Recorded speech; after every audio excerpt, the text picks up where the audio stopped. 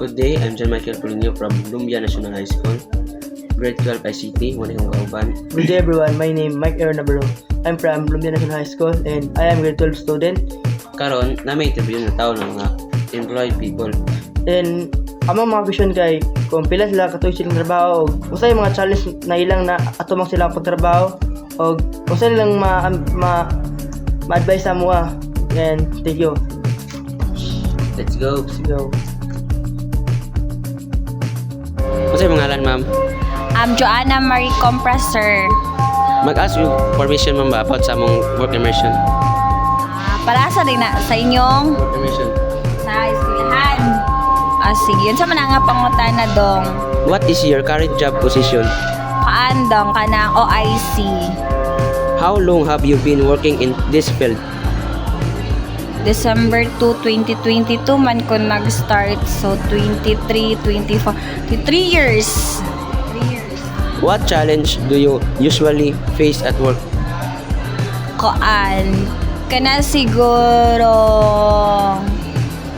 dili mi magkasinabot usahay sa trabaho. Naaman siya na may tabo man ginausahay kan di magkasinabot sa trabaho o kana dayong among mga stock kung kanang naikulang or wala ana mag-PO pa.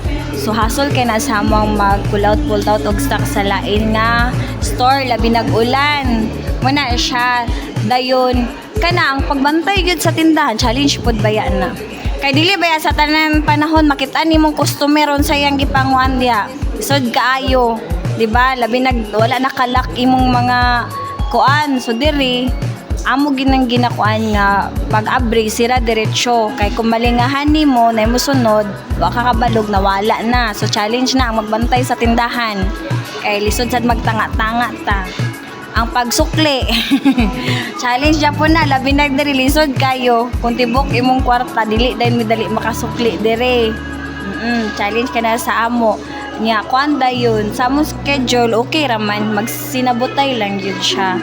Oo dayon kuan dayon kana raging kuan kana pong mingaw challenge yun ang mingaw sa tindahan.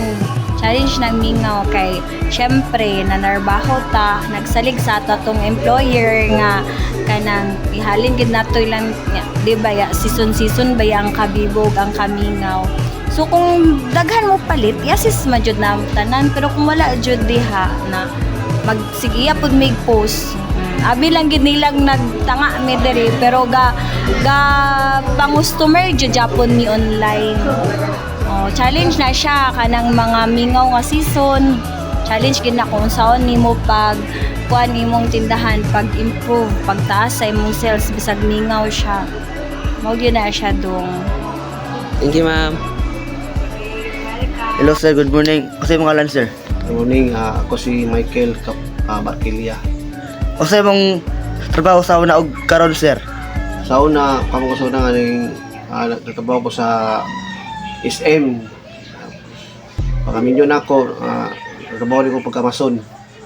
Then usay mong skills na kailangan sa imong trabaho sir? Kuan, ang skills na ko, kamo ko ni wala ko sa kalpaso ko mo welding, mason.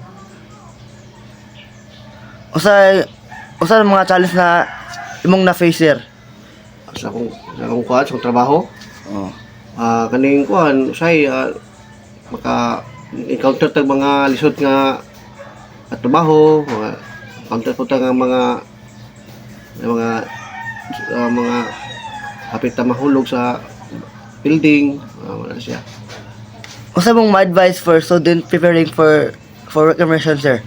Advice ako sa mga estudyante sa eskwela sa immersion sa kuan dapat ay lagi nang iwanon ang ilang pag eskwela, ilang pagkamutan nga mapasa sa silang immersion kay importante kasi sa ilan na kay abot sa panahon na ilara na magamit sa puno-puhon nga manabaho sila.